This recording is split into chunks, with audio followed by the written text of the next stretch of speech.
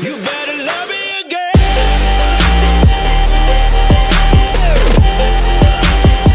You better love me again.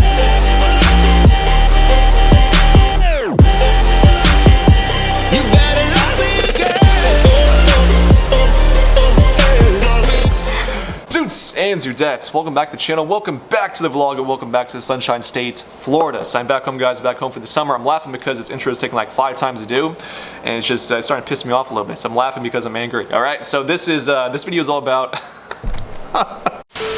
this video is all about playing soccer in Germany, guys. What's like, ins and outs of it, what to really experience and to know about before you go over there and play soccer in Germany for yourself. So this is what soccer in Germany is like from a player perspective. Roll the intro. You never leave when the song is over. You ride or die till the end. You're the love of my life. You're the love of my life. My life.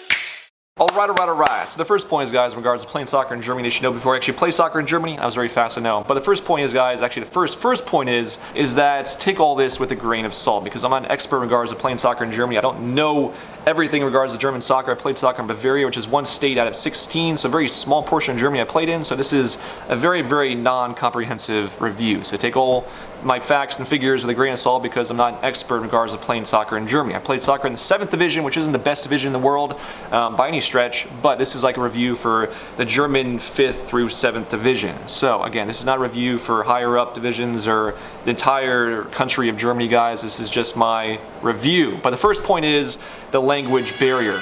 Let me escape in your arms. Alright, so the German language, guys, where do you even start with this? This is always a fun topic to talk about and discuss. I was very apprehensive, very nervous, and very just like my pants in regards to playing soccer in Germany, not knowing German. Like, I thought for sure you had to know German to play soccer in Germany, but turns out you don't. So most players in Germany know a form of English because they were taught that in school. So like, English is a very universal language, and most schools around the world teach a second language, and that is English. So most players my age were taught English in school, so it's very easy to speak with them. But having said that, most coaches weren't taught English back in the 60s, 70s, and 80s, so they don't know English. That's the one major flaw in regards to not knowing German, is that you can't really talk with the coaches in a conversational style. So that's the one major flaw, is that you need a player to translate most things the coach is saying to you on and off the field. Team meetings, practices, and whatnot, you need a translator in order to understand what the coach is saying. So to start off with, you don't need to know German, because most coaches are okay with you not knowing German at a lower division. But playing higher up in better divisions, you need to know German, because it's very unprofessional for you to not know German playing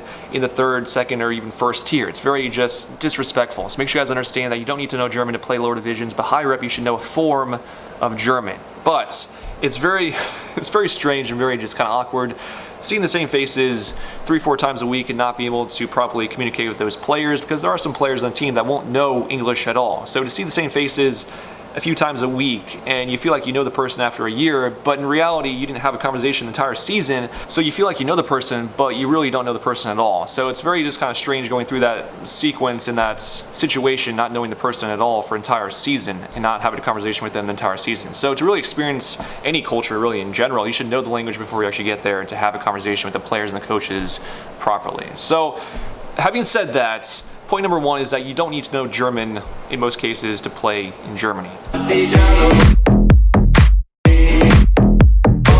Alright, so housing and food. Now, housing by far is probably the most expensive thing you guys need to worry about in regards to playing in Germany, because housing in Bavaria, my state, is not cheap at all. So the closer you get to Munich, by far the richest city in Germany, the more expensive it is. I was 2 hours to like the northeast, I guess, of Munich, so rent for me wasn't that cheap, but again, it was a free house, free apartments. I've already explained this in multiple videos, that I had a free house, free apartment for the entire season, so I was very lucky, very fortunate, because again, most teams in my league, my division, don't hand out those kind of offers to players. I knew a player that was playing 5th division. He was being paid 1,000 euros per month, but he had to pay for his own housing. So in essence, I was being paid more than him, because I was being paid actually in Germany. So I said that in the previous video, that I wasn't being paid because of legal implications, because I was a tourist making money over in Europe, so obviously I can't be stating that online, but since I'm not playing over there right now and the season's ended and I'm not sure if I'm going back there, I can probably say how much I'm making. So he was making 1,000 euros per month, he had to pay for his own housing, so in essence I was making more money than him, and he was playing 5th division. So 2 tiers higher and I was making more money than him. So it really just comes down to housing, if the housing is paid for, because that's really your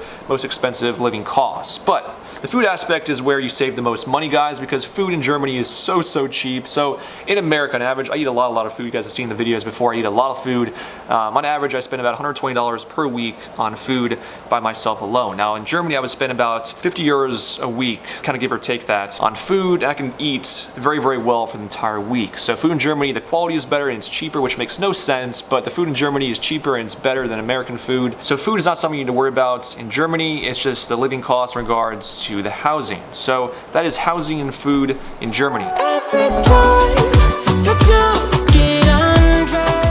Let's talk about the money aspect, guys, because most players want to know that when it comes to playing overseas, playing abroad, playing in Germany and Europe, is how much they should get paid. Now, it depends on the tier, division, league, obviously, but in semi-pro, in lower league divisions in Germany, in Europe, you're not going to get paid a lot of money. So if your sole purpose is to play in Europe, is to make money, to gain wealth or assets, you're not going to achieve your desired result. So don't go to Europe to make money, guys. Go over there to gain exposure and more development in your game, all right? So I was getting paid in 7th division, I was getting paid 500 euros per month, which is very rare. And don't go blasting this on social media, guys, that I'm making this amount of money, whatnot, because I'm not even sure if I'm allowed to tell you this online when it comes to contract stipulations and stuff. So I was making 500 euros per month playing 7th division, and that's rare in 7th division, that's rare in 6th division, even in some cases 5th division. But I was making more money than most 5th division players because I had a free house, free apartment, and I was making 500 euros per month. So it's a very rare combination of things I was offered when it comes to playing soccer in Germany, guys. So don't go chasing the wealth, the money, the fame,